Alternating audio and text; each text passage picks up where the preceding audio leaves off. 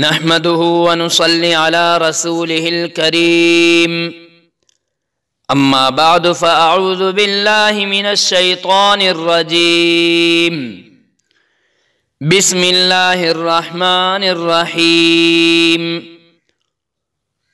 وضو غسل اور تیمم میں احتیاط۔ وضو میں ہاتھ پیر اور چہرہ میں بال برابر جگہ بھی خشک رہ جائے تو وضو نہیں ہوتا۔ یہی صورت غسل فرض کی ہے کہ تمام جسم پر پانی بہانا فرض ہے۔ اگر کوئی حصہ خشک رہ گیا تو غسل نہیں ہوگا، اس لیے احتیاط کرنا چاہیے۔ انگوٹھی، چھلا یا کان اور ناک میں کوئی زیور ہو تو اس کو ہلا کر اس کے نیچے پانی پہنچانا ضروری ہے۔ تیمم میں بھی یہی صورت ہے۔ انگوٹھی وغیرہ اتار کر یا اپنی جگہ سے ہٹا کر مسح کرے، ورنہ تیمم نہیں ہوگا۔